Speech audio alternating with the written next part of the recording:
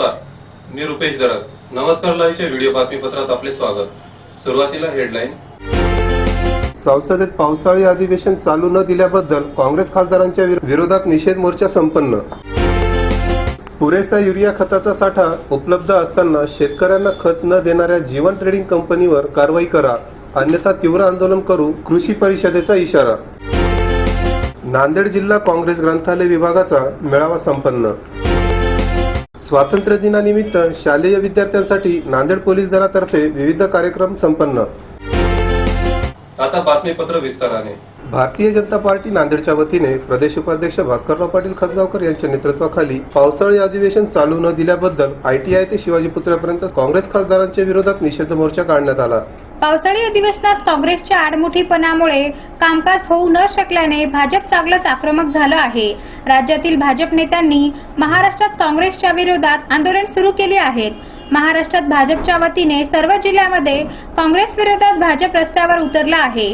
भाजप नेते काँग्रेसने कशा प्रकारे पावसाळी अधिवेशन वाया घालवलं याचा दाखला घेतला आहे. याच पार्श्वभूमीवर आज नांदेडमध्ये भारतीय जनता पार्टी नांदेडच्या वतीने प्रदेश उपाध्यक्ष भास्करराव पाटील खतगावकर यांच्या नेतृत्वाखाली ITI ते शिवाजी पुतळ्यापर्यंत निषेध मोर्चा काढण्यात आला.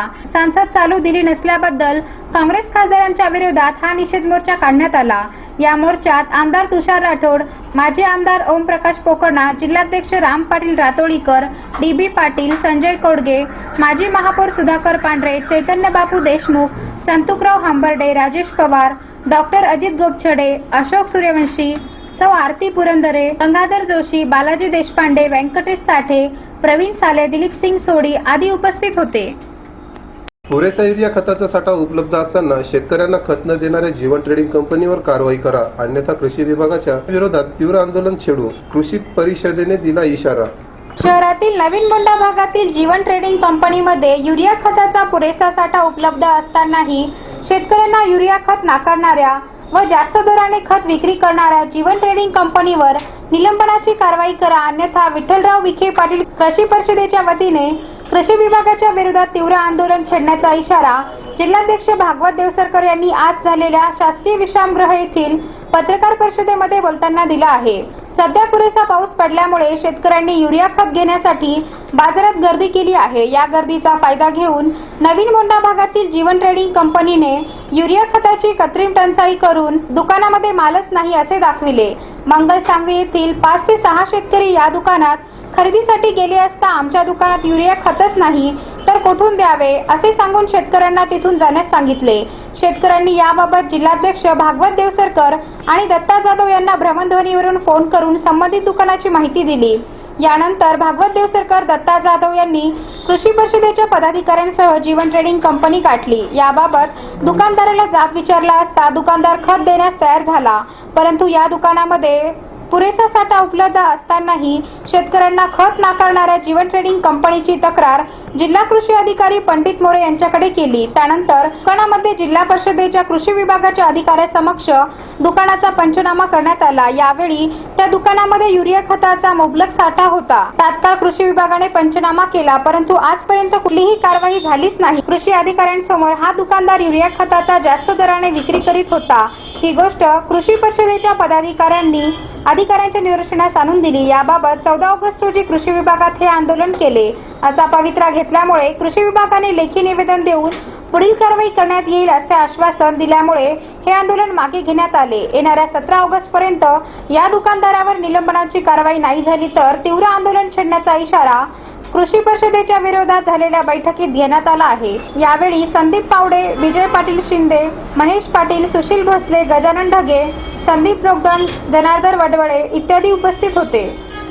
कृषी अधिकाऱ्याच्या समोरच जादा दराने विकलं त्यांनी युरिया खत. आणि दुसरी गोष्ट, युरिया खत असते वेळेस त्यांनी शेतकऱ्याला नाकारलं. या दोन गोष्टीच्या आधारे त्याचं लायसन्स सस्पेंड झालं पाहिजे.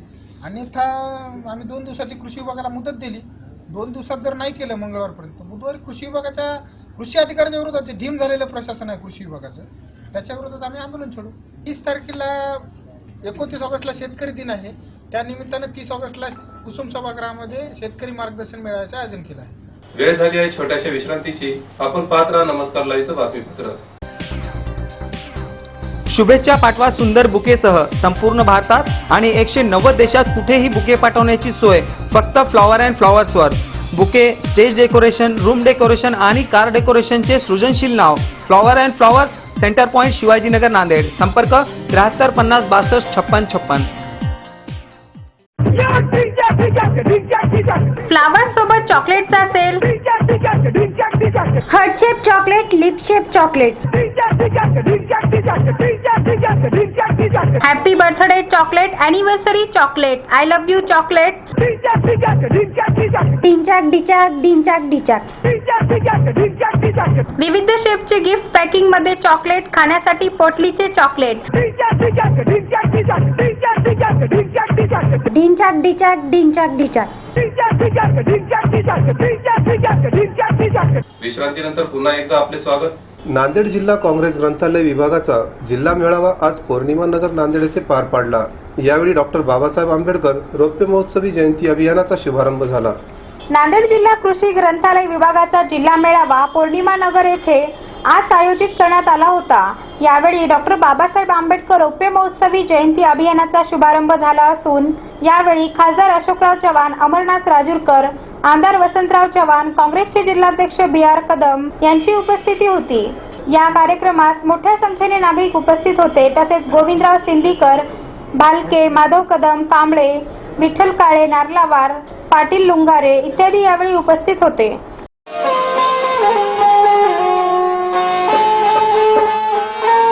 विश्वास नांगरे पाटील विशेष पोलीस महानिरीक्षक परिक्षेत्र नांदेड यांच्या संकल्पनेने माननीय श्री परमजित सिंह दहिया पोलीस अधीक्षक नांदेड आदेशामुळे श्री संदीप डोईपुडे अप्पर पोलीस अधीक्षक नांदेड यांच्या मार्गदर्शनाखाली स्वातंत्र्य दिनानिमित्त नांदेड शहरातील शालेय विद्यार्थ्यांसाठी विविध कार्यक्रमाचे आयोजन करण्यात आले.